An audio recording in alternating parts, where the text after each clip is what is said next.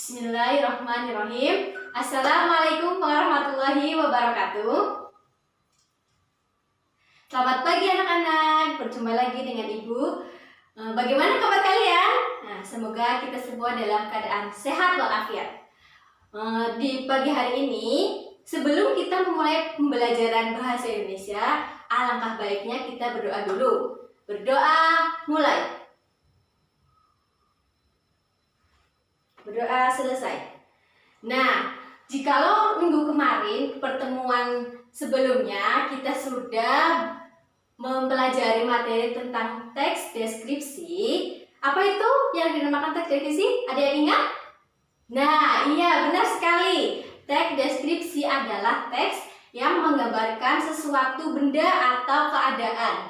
Nah, sekarang pertemuan pada hari ini Ibu akan menjelaskan tentang teks fabel atau cerita fabel.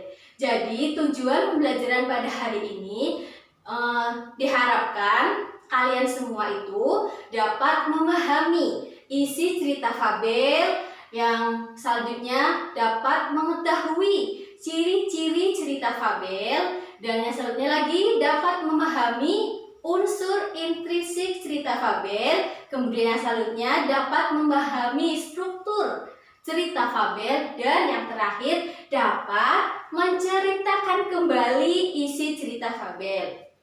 Nah, di sini Ibu mempunyai materi tentang fabel. Nah, ada yang tahu fabel? Coba. Ada yang tahu fabel? Siapa di sini yang pernah nonton film di TV yang acaranya tentang hewan-hewan yang dapat berbicara layaknya manusia? Ada yang pernah nonton? Iya, benar sekali. Ada tahu yang fabel? Berarti apa fabel? Iya, cerita tentang hewan-hewan. Tepat sekali. Ayo kita mari cari tahu ya.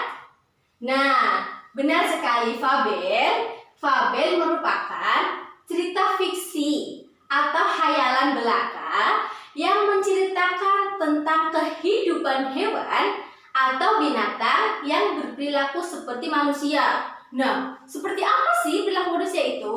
Nah, hewan itu memiliki perasaan, dapat berbicara, dapat berpikir, dapat bersikap, bahkan dapat memiliki emosi loh oleh manusia. Nah, ini cerita fabel ya. Kemudian, bagaimana sih ciri-ciri cerita fabel itu? Ciri-ciri cerita fabel itu ada tokohnya binatang, tentu saja.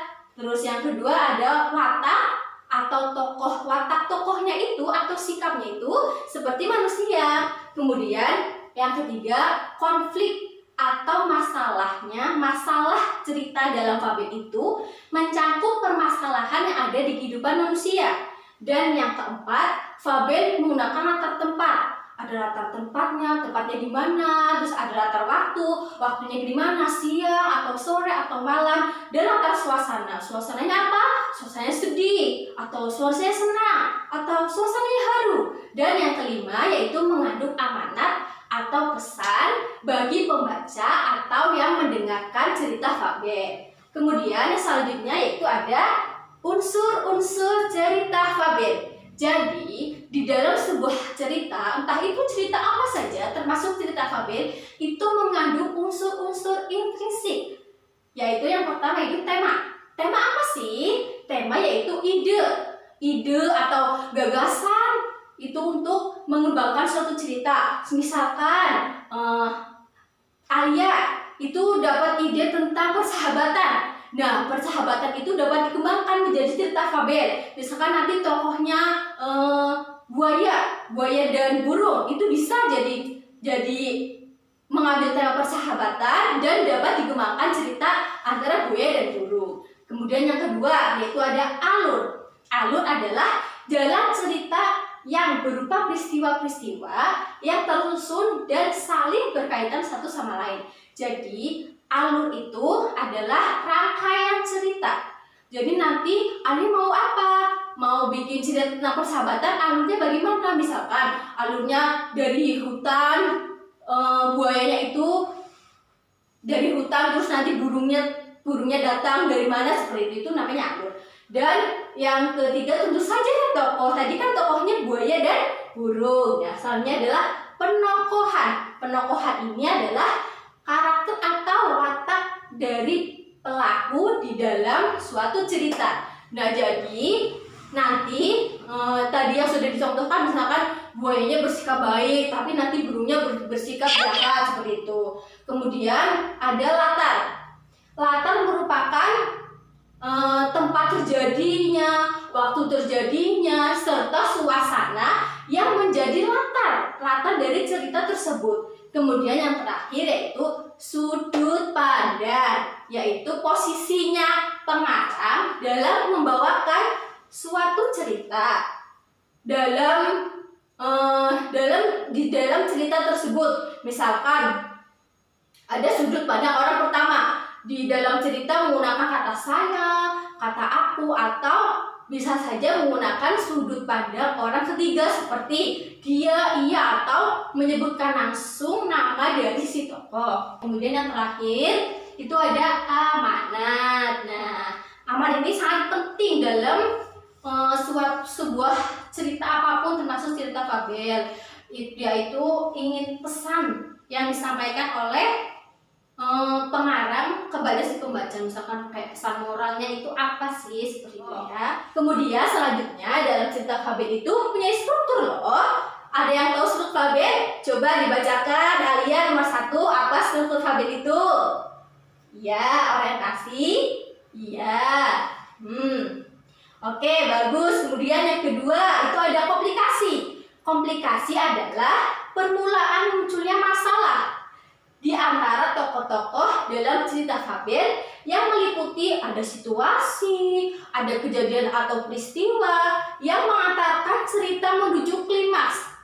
Dan yang ketiga adalah klimaks. Apa klimaks? Ayo Andre dibacakan apa klimaks? Iya, puncak. Iya, cerita fabel. Jadi dari klimaks ini itu adalah permasalahannya itu sedang lagi tinggi-tingginya. Misalkan contohnya si buaya dan si burung kan, itu si buayanya itu terperangkap dalam suatu jaring yang dipasang oleh nelayan. Kemudian dia sedang merasa kesusahan, kemudian datanglah si burung itu menolong si buaya. Kemudian yang keempat, yang terakhir adalah resolusi. Resolusi apa? Resolusi adalah pemecahan permasalahan yang dihadapi para tokoh dan merupakan akhir dari cerita. Jadi resolusi ini adalah bagaimana tokoh dalam fabel itu menyelesaikan sebuah ceritanya. Misalkan dari buaya dan burung tuh berhasil lepas dari jaring-jaring yang dipasang oleh si nelayan, seperti itu ya. Kemudian selanjutnya yaitu, nah, mau nggak kita bareng-bareng nonton film cerita tentang fabel? Mau ya? Oke. Untuk kita ibu sekarang punya cerita fabel. Kalian penasaran? Oke, kita nonton bareng-bareng ya. Ya, silahkan disimak. Bahasa Indonesia. Bangau dan Kepiting. Pada suatu ketika, hiduplah seekor bangau di sebuah kolam. Dia terbiasa menangkap ikan di kolam yang sama. Mana kecerdasanku? Pesan dari cerita ini, ingatlah selalu, keserakahan itu adalah hal yang berbahaya. Oke, selesai sudah ceritanya. Ayo, tadi ibu cerita tentang apa ya? Ada yang tahu? Siapa yang tidak memperhatikan? Nanti kelihatan di sini. Ayo, Andre, tadi ibu menanyakan cerita tentang apa? Iya, benar sekali. Bangau dan kepiting. Coba Laila, tadi tokohnya siapa aja sih? Coba siapa? Ada bangau, terus kepiting, terus ikan, selanjutnya lagi ada kata. Iya, pintar sekali. Putri coba tadi tuh ceritanya ya, yang sudah Ibu tampilkan, itu tempatnya di mana? Iya, di kolam sebuah hutan. Pintar-pintar ya anak Ibu ya, ya Allah, subhanallah. Nah, sekarang untuk melatih kalian supaya lebih paham tentang unsur-unsur integrasi cerita fabel, Ibu ada soal. Nanti yang bisa jawab tunjuk tangan ya. Oke, ini soalnya Ibu tampilkan.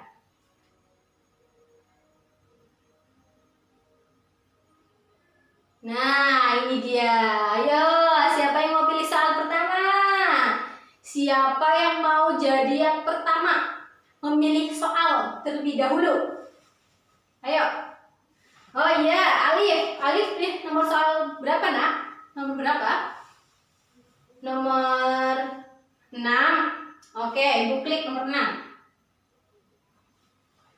Nah, ini dia. Di mana latar tempat yang terdapat dalam cerita Bangau dan Kepiting? Di mana, Alif? A. Di lautan. B. Di dalam sumur. C. Di sebuah kolam. D. Di padang rumput. Jawabannya apa, Alif? C. Di sebuah kolam. Coba Ibu klik jawabannya benar atau salah. Iya, benar sekali. Masya Allah, pintar-pintar anak Ibu. Kemudian yang terakhir. Yang terakhir, Laila. Pilihan nomor berapa, Nak? Nomor 8. Oke. Nah, ayo, ini penting. Amanat atau pesan. Apa amanat atau pesan yang terdapat dalam cerita Bangau dan Kepiting? Ayo Laila, amanatnya apa?